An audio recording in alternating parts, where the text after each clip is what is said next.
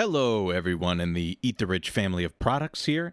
Dwight here with another episode of Dwight's Bights. The reason I wanted to do this Dwight's Bights episode was I was listening to, unfortunately, I was listening to NPR. This would have been a week or two ago. I think it was on like a Saturday. And I used to be quite a heavy NPR listener, even before, my local NPR station, way before it had even gone to, 24-hour talk radio. There was quite a lot of classical, and I was working a outdoor job in the summertime, and it was a nice companion when I get to hear some nice Beethoven or Brahms in the afternoon, early afternoon, and then kind of transition into all things considered in the afternoon. And I think in general NPR is capable of some reporting, but if I just had to give my own little editorial, like having tried to listen to it in the last few weekends, I've been kind of like having to go drive and tinker around at the hardware store.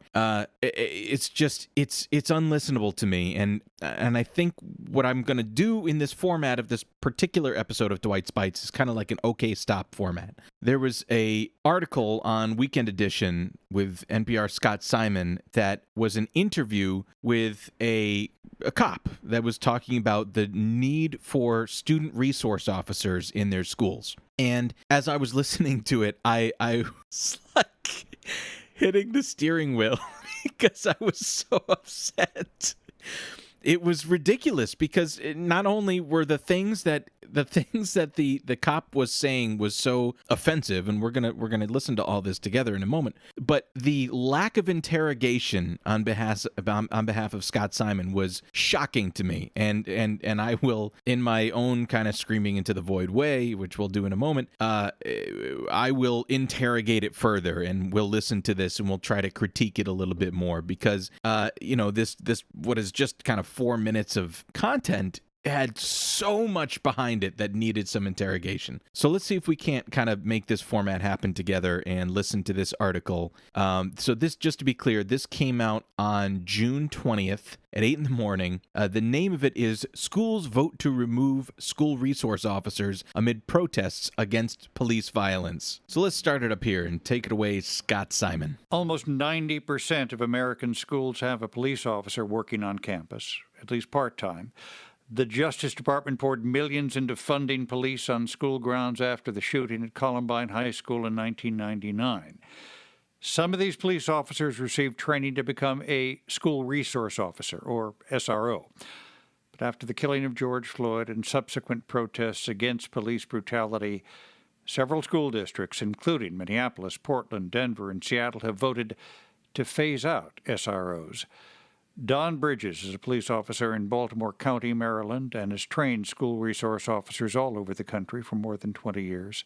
Thank you for being with us. Thank you. It is my pleasure and my honor.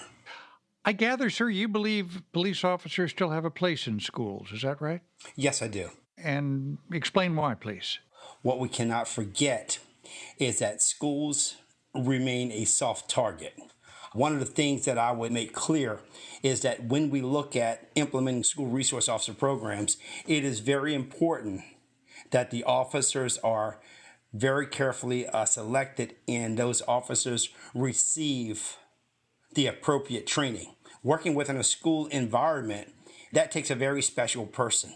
A soft target is, for those that don't know, it is a relatively unprotected and vulnerable place or something like that might be susceptible to a terror attack or something. I mean, I don't know what he was trying to get at. I mean, if the alternative is a solution to say that, like, hey, we need to turn these places into like armored forward operating bases or something with armaments and like gates or something, I don't know what the alternative is. But okay, let's keep listening. I'm sure you're familiar with the Washington Post analysis in 2018 that showed that school police officers rarely made a difference in preventing school shootings. And of course, then many other activists argue that officers, in fact, pose a greater risk to students of color. How do you put those two factors together? What I can tell you is that when we look at those incidents that are inappropriate, that don't go as this model should, we have to look at the training. We might be getting ahead of ourselves by saying this now, but if an officer doesn't know whether or not it's a good idea to beat the shit out of a child or systematically target children, then training is not going to be the make or break for that. Just the mere presence of an arm of the punitive arm of the state, a person walking into a room in a school format with a gun and pepper spray and a taser and handcuffs and the ability to enter you into the legal system without with a complete asymmetry of power, that in itself is an escalation of danger. Now, I have had the fortune of working in a lot of schools that have been predominantly schools of color. And I can tell you firsthand, walk with me, get in my police car with me, and then drive through any neighborhood as to where my school is. And then you'll see what the relationship is between me as the SRO and the students. And I'm talking about students of color. Well, tell us, if you could, how you see your role in the relationship that you've had with students over the years and the role you played in schools. I was working just last Friday, and I was riding through a neighborhood near the school where I worked for many, many years. And I see this guy, he's a man of color, and it just so happens that he was one of my students. He is 38 years old. He said to me, "I want to thank you for helping me." And then he went on in the conversation to say that a few years ago, he and his friends were stopped by the police. He said they were surrounded by officers. And then what this young man told me, he said, "But because of what you taught us while I was in high school, I was able to communicate with those officers. And I feel very, very strongly that if I had not used the strategies that you shared with us, that situation would have gone south." As you may be able to tell, this is exactly the moment where my veins popped out of my forehead and I was hitting the steering wheel of the car. Because what is he admitting here without realizing what he's doing? Is that, notice that there is no mention that this former student had done anything wrong or anything. It was just a traffic stop. I think we can see the image in our head of what's going on here. And what the officer is trying to say is, if not for the normalization of how to speak to an occupying fascistic force earlier on in this guy's life as a child, only because of that and being able to talk to officers, was he not fucking blown to smithereens. That is insane to me. That is absolutely insane to me that this poor man had to think like that. It's disgusting. It's terrorism. You talk about the training, and we should mention that you, of course, are an African-American police officer working in Baltimore County, where Freddie Gray died in police custody in 2015. 3 officers were charged. They were acquitted. What is this moment like for you? What I can say is that for almost 30 years, I've worn my uniform, and I've worn it with pride. Does law enforcement need some tweaking and some improvement? Absolutely. When we look at issues like Freddie Gray or any of the similar incidents that have happened, that's a tragedy. And in this nation, we are better than that, and that cannot continue. An earthquake is a tragedy. Like a typhoon is a tragedy. But the systematic killing of a man-made occupying force is something that we can control. And by calling it a tragedy and associating it with things that are out of our control, he's making it seem as if these things are just some natural force that we could do nothing about. And by him saying, just this bullshit platitude of that's not our nation and this cannot continue. Yet it does. And it increases. Last year in 2019, there were 1,100 deaths directly attributed to officers. And, so that's not even counting the things that were directly contributed to officers' actions and stuff like that. Because as you know, the legal system is the fallback to protect them. And as fuck me, as I was just reminded here by Scott Simon, that the people that killed Freddie Gray in Baltimore were acquitted. So I don't even think that those numbers would factor in. It's fucking insane. Okay, let's finish this up. But don't a lot of, and you know this, Officer Bridges, don't a lot of police cover up for each other when the investigation comes? Not the good ones. Not the good ones? Not good. If I'm killed by the police, I sure hope that one of the good ones turns in his buddy on the police force. I hope I get killed by one bad apple that's surrounded by good ones. That'll certainly make the difference. If there is a situation where I see something going wrong, I'm going to stand up.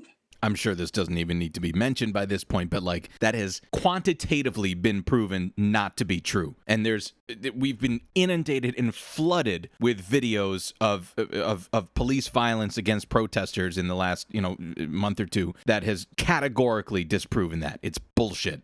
This whole notion that is a part of the police culture, that is absolutely false. What we have to do for the good of society is to do everything within our power to rid us of any officer that is going to be out there and that is going to do the wrong thing. If he truly meant that we need to do everything in our power from stopping those situations from happening, then that would involve solely dismantling police as we know it, completely dismantling police, ending the punitive arm of police of state violence. It would mean defunding and dismantling the police. Period. Full stop. That is going to not do the job fairly. We have some house cleaning that we have to do, and that needs to start immediately. Don Bridges is a Baltimore County police officer and former president of the National Association of School Resource Officers. Officer Bridges, thanks so much for being with us. Thank you so much. Yeah, so again, little short piece there, but NPR was completely gormless in trying to interrogate that further and just gave a platform for copaganda to explain that we need this in schools. Children need support. They need opportunities to be open and creative and be supported by teachers and counselors and mentors. A cop performs none of those duties. And again, as Scott Simon said in the beginning of this article, he explained it has shown quantitatively and qualitatively that student resource officers do nothing to address what the officer in this article asserted in the beginning, which is to protect soft targets. They don't, and much more often than not do they target young children, specifically young children of color. It's disgusting, and student resource officers, school resource officers have no place in schools. And for the record, too, no cop joins the force to say like, man,